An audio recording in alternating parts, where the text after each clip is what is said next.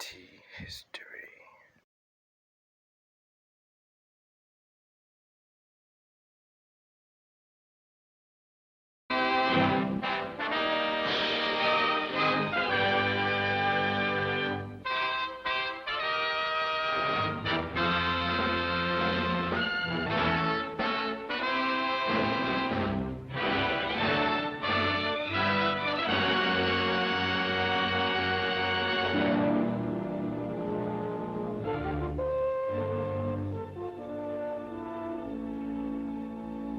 The Aleutian Islands are situated in the North Pacific Ocean, forming a chain which extends about 1,200 miles west-southwest from the Alaska Peninsula towards Siberia to form the southern boundary of the Bering Sea. The Aleutians comprise 4 groups, the Fox, Andreanoff, Rat, and Near Islands, and constitute part of the territory of Alaska, USA. Of volcanic origin, there are numerous combs on the chain, many of them still active.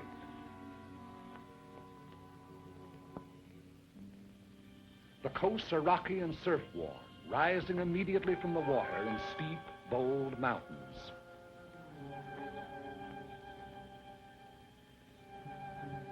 The Aleutians are the storm pot of the Western world.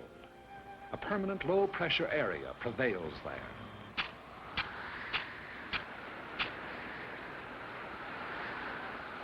Cold air masses from the polar regions flow with a shearing effect against the warm, moisture-laden air masses over the Japanese current to form cyclonic disturbances.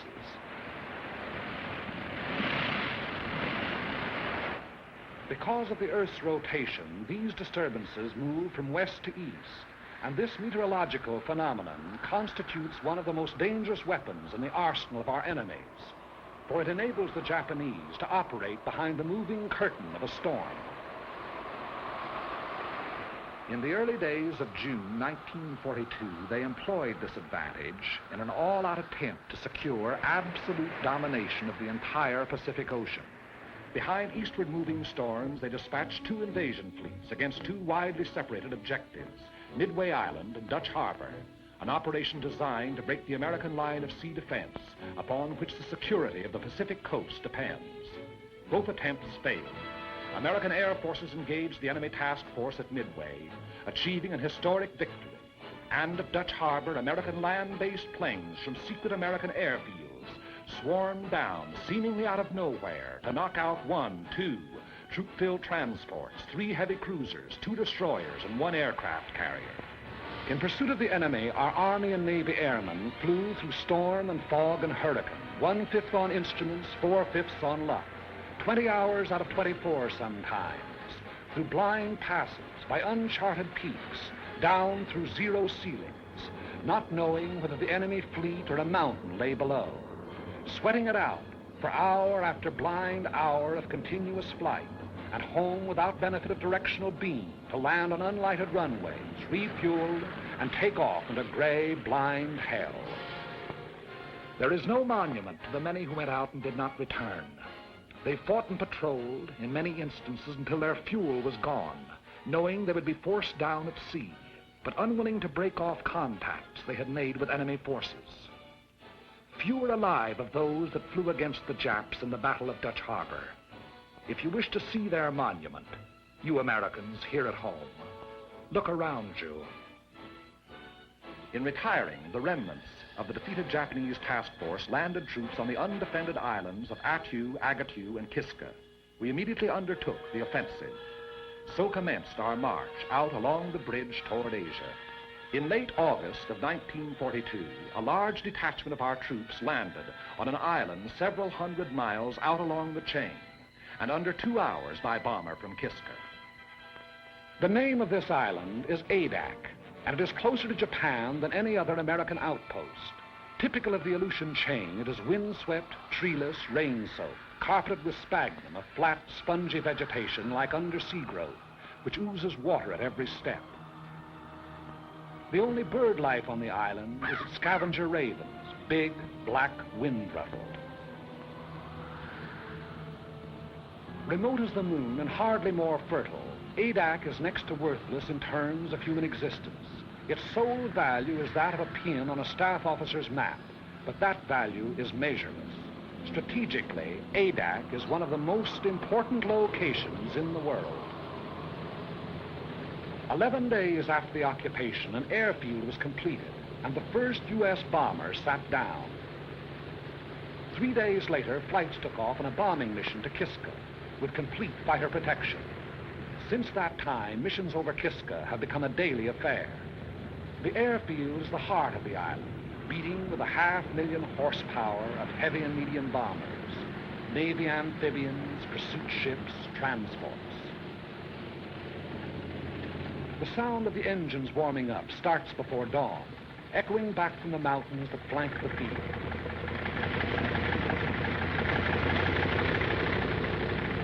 Every day, weather permitting, the bombers take off on at least one mission.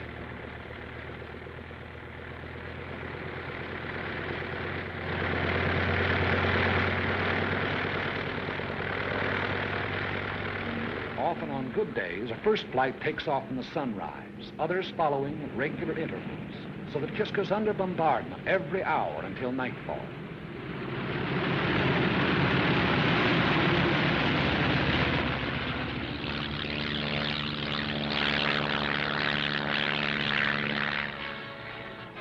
Equal in importance to the airfield, and without which the airfield could not exist, is Adak's excellent harbor. Landlocked on 3 sides with a natural island breakwater, it enables heavy draft vessels to come inshore and unload by lighter under almost any weather conditions. If the airfield is the heart of Adak, the harbor is its hungry mouth. Its demands are ever on the increase. By day and by night, freighters, tankers, transports deposit munitions, supplies, men upon the beach.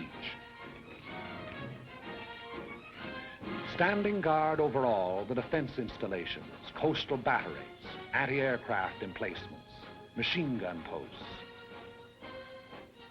There is nothing vulnerable about Adak any longer.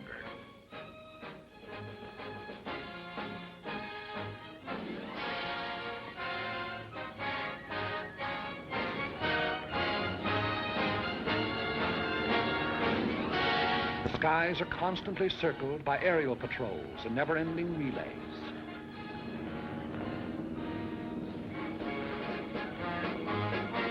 PT boats, those seagoing in-fighters, stand by in readiness for a surprise landing attempt. Offshore, destroyers keep endless vigil, slipping like ghosts through the fogs, challenging each hull-down speck of an approaching vessel on the horizon, listening with their undersea ears for the beat of an engine, scanning the seas for the plume of a periscope, standing rugged duty in the bearing patrol, or slipping into port on the flank of a convoy. Although the sea lanes to Adak are constantly traveled by convoys, and contact with enemy submarines is a daily occurrence, sinkings in these waters have been few and far between.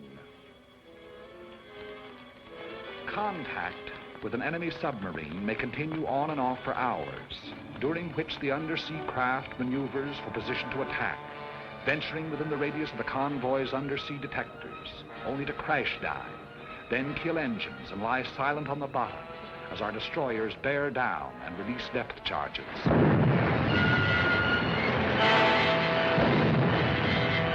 Our destroyers and Navy reconnaissance have held the undersea enemy well in check. The flow of men, munitions, and supplies flows ceaselessly on. The gigantic task of furnishing every American expeditionary force with the materials needed in carrying the fight to the enemy falls to the Army Service Forces. ASF is the bloodstream of our whole military body, maintaining its every organ and muscle. Adak presents a special problem, as the barren island furnishes nothing toward human needs save drinking water. Everything else must be brought here. Food, fuel for men and motors, machinery, munitions, shelter material. Raise these basic requirements to the nth power. Add parts and replacements for everything from Caterpillar tractors to can openers, plus the operations of estimating, purchasing, assembling, transporting, delivering, and becomes apparent why the job of supplying a military force is now dignified by a $12 word like logistics.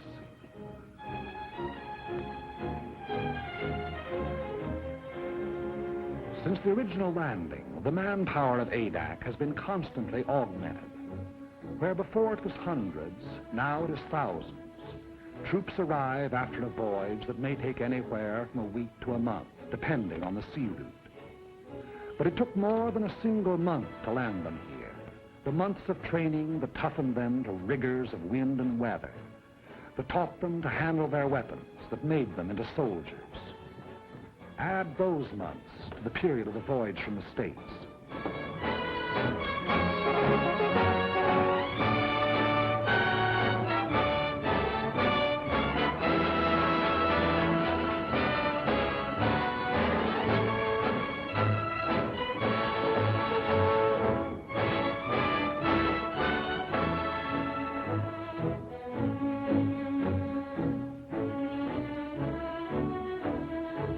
On Adak, down-eastern accents mixed with Texas drawls and Middle Western twangs and Brooklynese.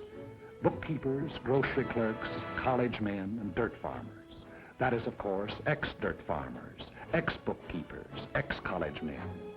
Soldiers now, as though all their lives they'd been nothing but.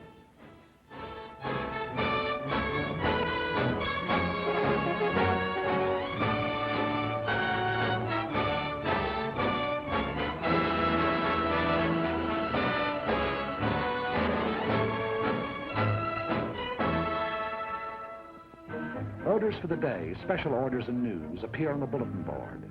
Since newspapers and magazines are usually from a month to 3 months out of date, these radioed news flashes are the only means by which the soldier knows what's going on outside. No fresh meat, no green vegetables, powdered eggs, tinned bully beef, potatoes, canned tomatoes, peanut butter, canned fruit, and coffee make up the basic diet.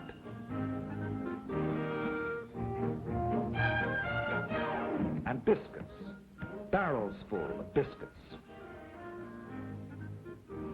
Appetites are huge. Officers and men attend the same mess. As often as not, an officer doesn't display the insignia of his rank.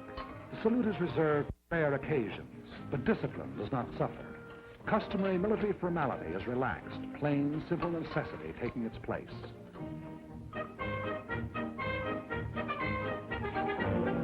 After months in an outpost like Adak, there's a tendency on the part of the soldier to think and live only in terms of the present. That faraway world from which he came begins to seem like a dream to him. A letter in his hand is proof of the reality of that world, of Saturday night dances, jalapenos and ice cream sodas, of sport pages, and shaving in the same mirror with the old man. A letter means more than his paycheck to the soldier. If he happens to be in the Air Corps, he'd gladly make an extra flight over Kiska for one more letter.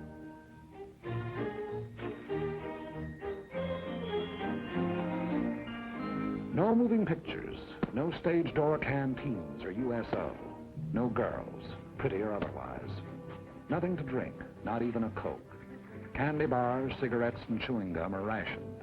But you never hear any belly aching. The extraordinary fact is that morale actually gets stronger the closer troops come to the enemy. On Adak proper, morale is first rate.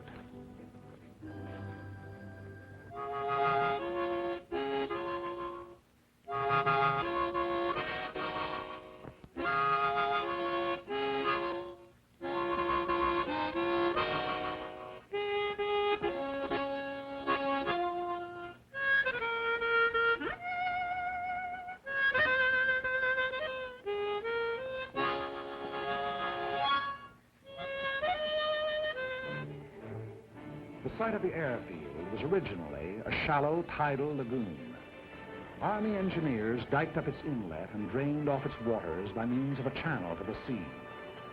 It was their resourcefulness in exploiting a natural formation which made possible the completion of the field in 10 days and 11 nights, for the work never ceased. Bulldozers shifted thousands of tons of the lava ash which composed the bed of the lagoon. Not a new gain to the Corps that built the Panama Canal.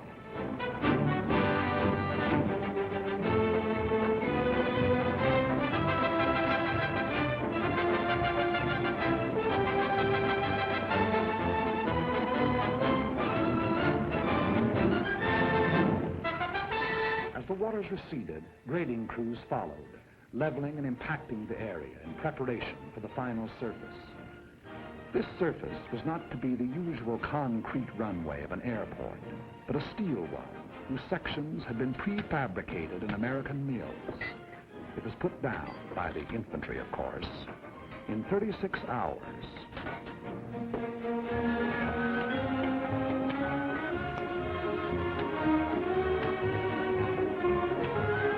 A 1.5 million square feet of it.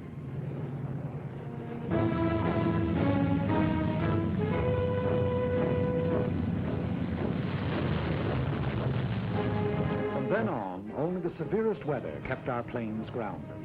Local storms materialize, deluge the island, and pass on or dissipate, all within a few short minutes. It's a land of cloudbursts and rainbows. If you don't like the weather, wait a minute, the soldier says. Everything the weatherman has to offer may be had in a single day. Downpours, hurricane winds, hail, snow, fog, sleet, and sunshine. It is not so much bad weather as changing weather that makes flying hazardous to the uninitiated there. A new pilot must learn to side slip through local squalls and sit her down in a field rimmed by mountains and under a half-foot of water.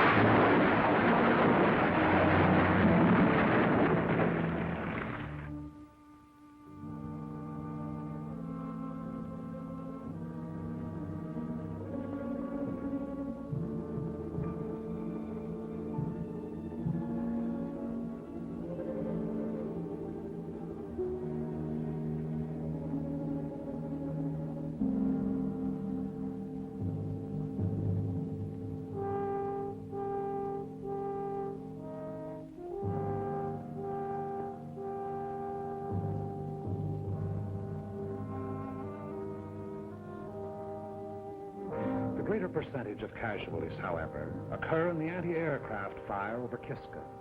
As a rule, our bombers make it back, but often they are sorely crippled and with wounded or dead aboard.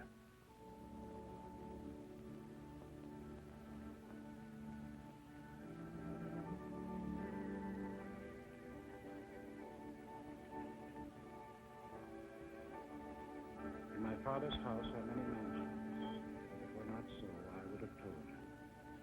I go to prepare a place for them, and if I go and prepare a place for them, I will come again and receive you unto myself. And where I am, there ye may be also.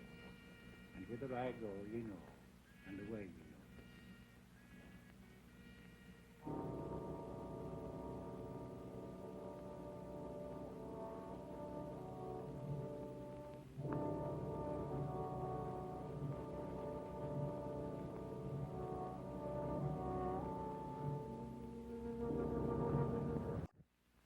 The day's mission is the highlight of each 24 hours.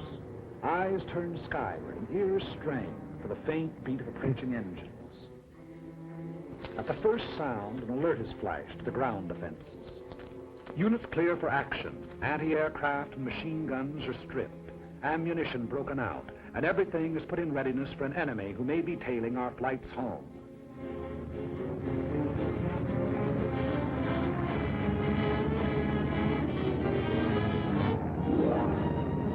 Bombers went out, and 6 are coming back.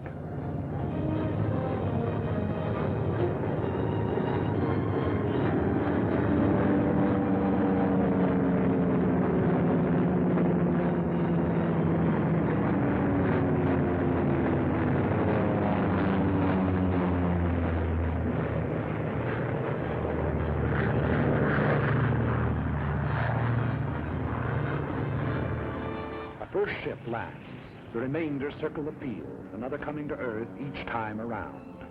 Those damaged or with wounded aboard taking priority. It's a revelation how much punishment one of these big bombers can take and still navigate. Unless both sets of controls are shot away or an explosive shell finds the gas tank, the odds are all in her making it safely home.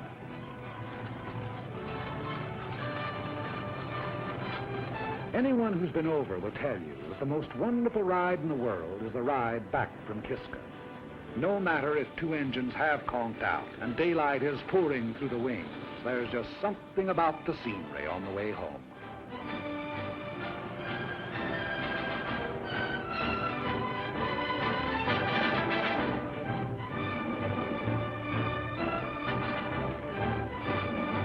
Crews proceed to the field operations tent of the Bomber Command, where they will be questioned as to results and observations.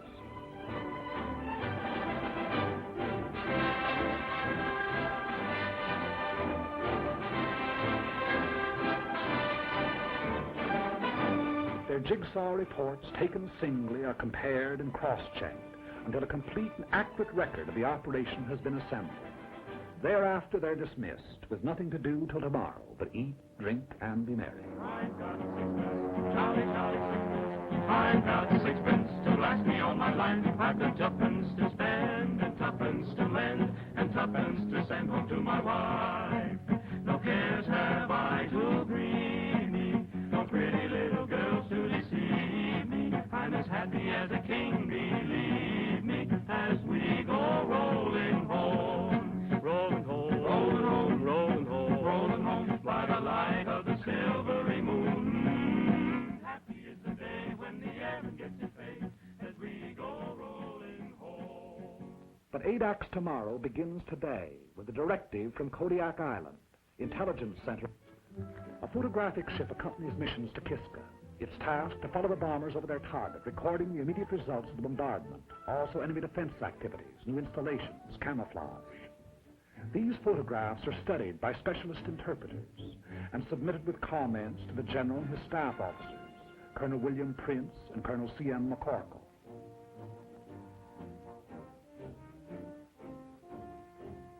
Here is Kiska, her camp area, with its steel huts, her hangars, her underground railway, her gun installations.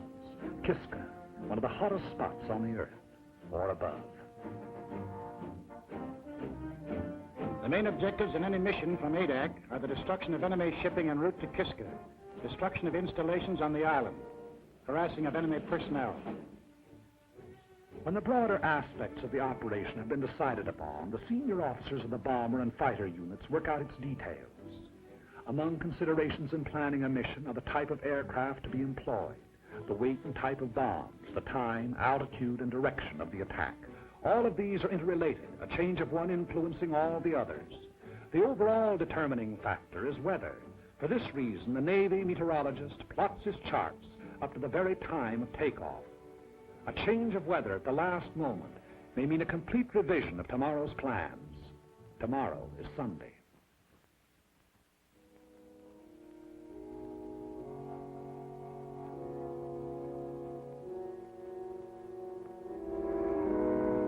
At their outposts on the island, Catholic, Protestant, and Jewish chaplains, not priests, ministers, or rabbis, but chaplains, all, are leading fighting men in their devotions.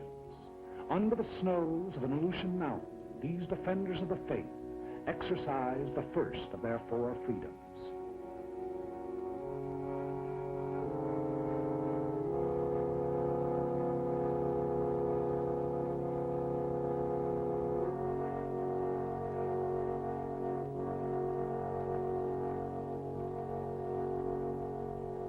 But so far as the business of war is concerned, Sunday on Adak is like any other day. There's a mission going out at 13 o'clock. Bombs must be brought down to the field from their camouflage dumps.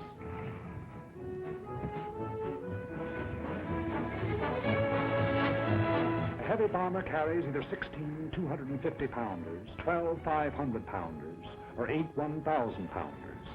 The size of the bomb to be employed depends upon the nature of the target.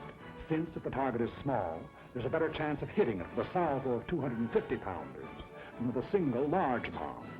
On the other hand, in congested areas, such as the campsite at Kiska, a blockbuster comes into its own. Tail fins and fuses are put on directly before the assembled bomb is hoisted into the bomb bay. When the time comes, bombs can be released either individually, in sticks, or in salvos. Belts of ammunition are brought to machine guns and threaded into receivers ready for firing. The rounds are put onto the belts in successions of 3, red-tip tracers, yellow incendiaries, and black regulations. Each moving part of each gun has been tended with watchmaker's care, and every belt of ammunition is cleaned, oiled, and checked before the takeoff.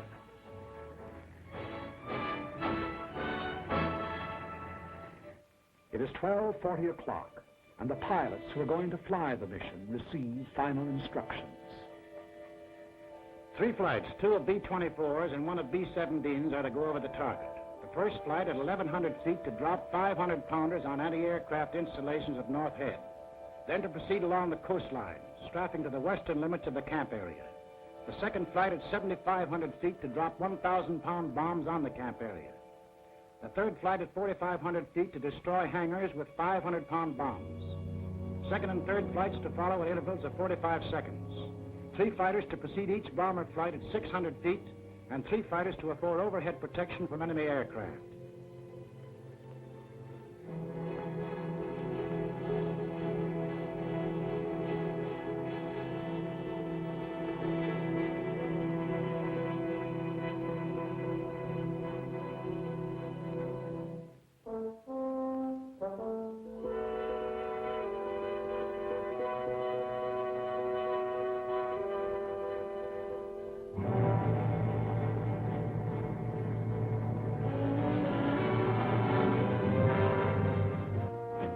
Crews begin to assemble around the ships, awaiting the appearance of their officers.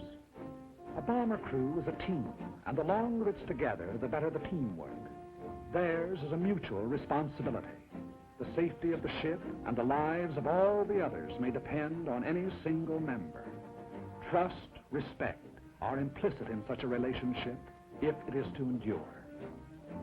Maybe in the beginning you don't like the color of a guy's hair, but if he's all there at his job, you'll get to like it fine. Enlisted men eat, sleep, fly together. Their voices on the intercom become familiar, easy to understand, when understanding is vital. Every gunner knows the quality of every other's marksmanship and courage.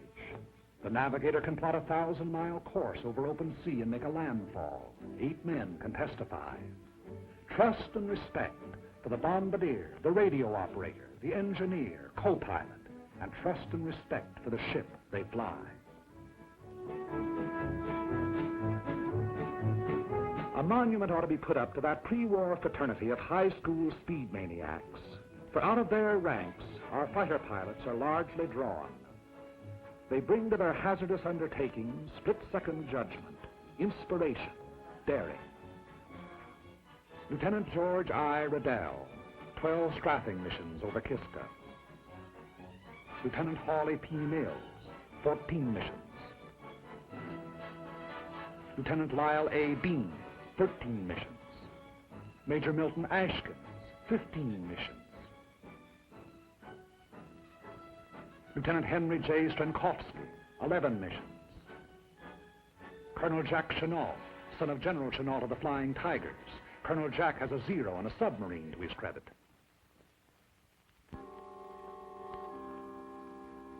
A last-minute weather observation is made. The word is given to go. It's good luck and over the hill.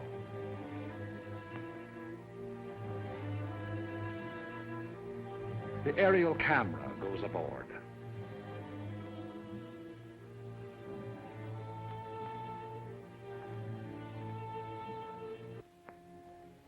The bomber pilot informs his crew the exact part their ship is to play in the mission. Your bomber pilot is of a different breed to your fighter. Where the fighter is reckless and inspired, the bomber pilot is responsible, determined. Because of the size and imponderability of his ship, there are no last-moment decisions for him. And besides the big, intricate, costly piece of machinery that a heavy bomber is, he has the lives of 6 or 8 others to think about. 100 men, 9 bombers, 12 fighters, are setting out to attack and immobilize 10,000 men behind naval and military defenses. This is the significance of aerial supremacy. But behind this supremacy lies the enormous system which makes it possible for the ships to take off. ASF, Naval Convoy, Army Air Transport, the Corps of Engineers, Army and Navy Intelligence, Signal Corps, Ordnance, and Ground Forces. These have done their part for today. The stage is set. Rehearsals are over. The actors are ready. The curtain is going up. But this is no make-believe drama. They will be playing for keeps.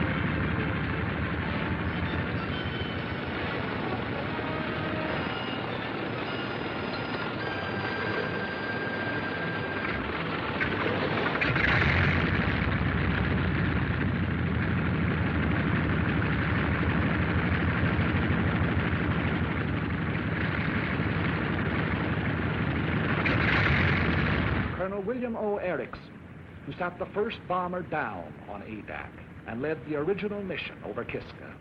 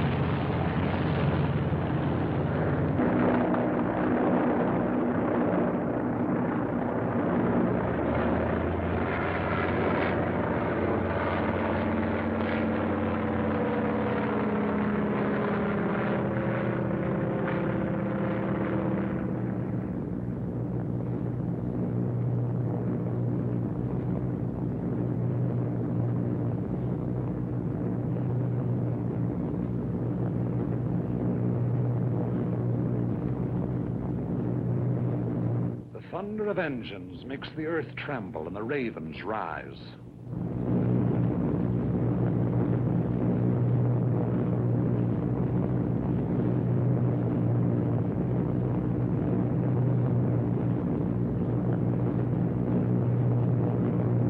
The echelon proceeds toward Kiska. It's about an hour and 3/4 from Adak to Kiska. One of the most hotly defended of enemy-held areas, Kiska is also one of the most strongly fortified. The Japs have dug in like so many moles. An estimated force of 10,000 goes underground at the sound of our approaching engines. We cannot, by air attack, hope to annihilate. We can only harass the force on Kiska, cripple the island's defenses, keep the enemy from adding to its resources, while we build our own fighting strength to the day and the hour when we shall undertake a landing operation.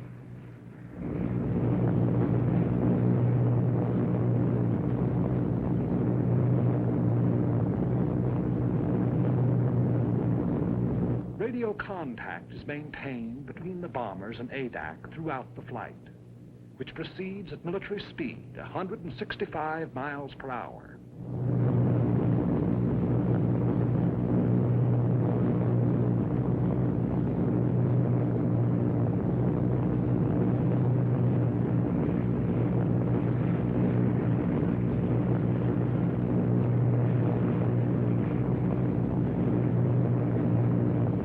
During the first part of the journey, the waist guns are swung into position, turret mechanisms tested, and trial rounds fired.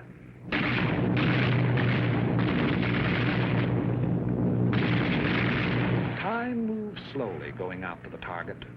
Crew members have even been known to play stud poker. The route is quite familiar by now.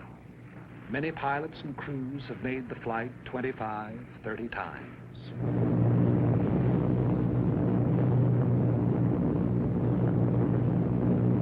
Along about the time Anchitka is sighted, they begin to look out for enemy planes. The men whose regular job it is say no matter how often a fellow's gone over, he always feels funny up there over Kiska. At a signal from the squadron leader, the pilots will open throttle, and the planes will go into the bombing run. For 1.5 to 2 minutes, they will proceed at level flight in an absolutely straight line toward the target, thereby enabling the bombardier to make his computations: wind velocity, speed, temperature, altitude, drift. There can be no deviation whatever in the flights if the bombs are to find the target. 10 miles and 3 minutes from the objective. Before Kiska Volcano, the mission deploys, each flight going to its designated altitude in preparation for the run. The enemy will endeavor to throw the flights off their runs, and to this he will bring all his firepower to bear. The earth below will blaze with hatred. Our ships will heave and rock in the Adak. Machine gun bullets may make a filigree of their wings. High explosives may open up holes big enough for a man to crawl through.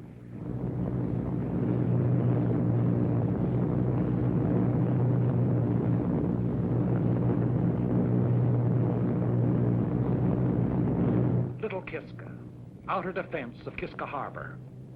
Bomb bay doors open. Bomb bay doors open. 6 degrees right on course. The object is to hit the target, not to avoid anti-aircraft. Remember this, you're just as liable to run into it as away from it. The best way is to forget what's happening outside and make the run by instruments. That way, if it comes, well, you just look over your shoulder and see a man with a long beard, and you say, "Good morning, Father Abraham." I want every man to stick by his gun until I say he can leave. Use every round of ammunition on this ship. Fire straight at the gun flashes until they stop. If we're hit and have to bail out, there'll be plenty of Navy around to pick us up. Okay, shall we give it to them?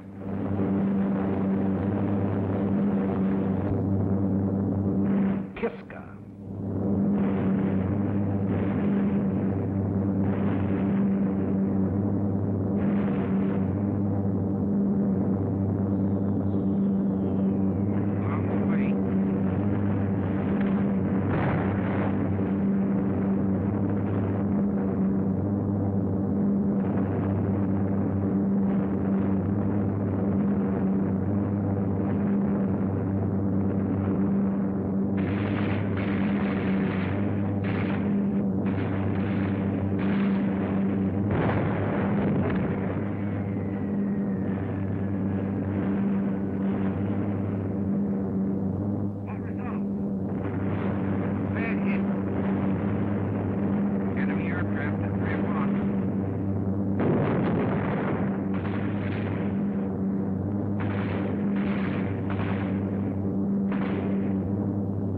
flight, low altitude.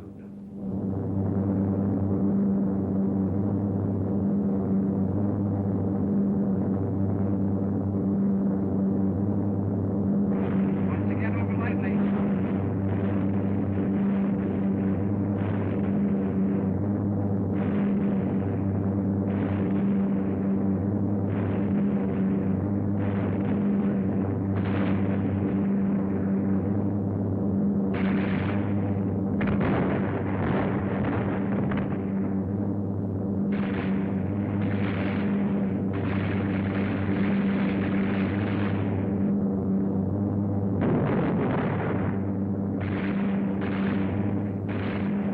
On target. Let him have it.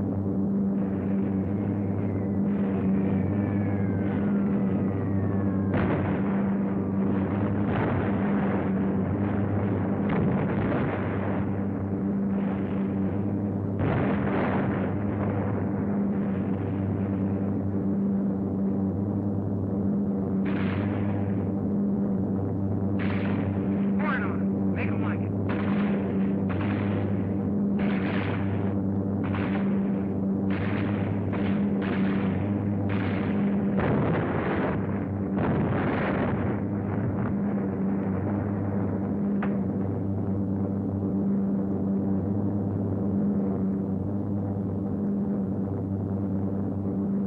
Third flight at 4,500 feet.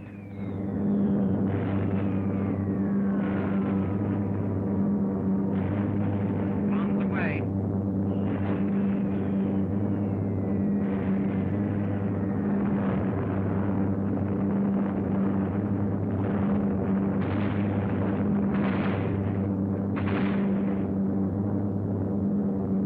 Here goes.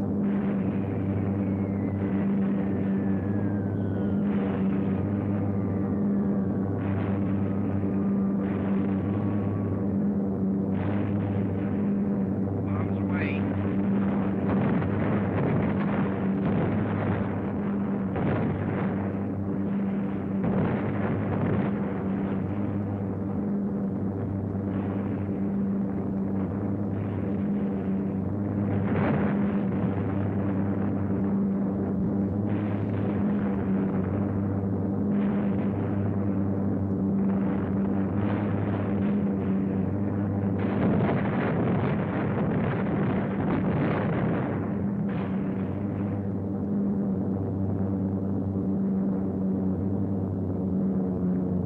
Check in, tail gunner. Okay. Waist gunner. Okay. Radio man. Okay. Top turret. I got a slug in more, but I'm okay. Belly turret. Okay. Nose. Okay. Kiska's hangars are destroyed, burning. Our bombs found the target. 9 bombers came out, and 9 are going home.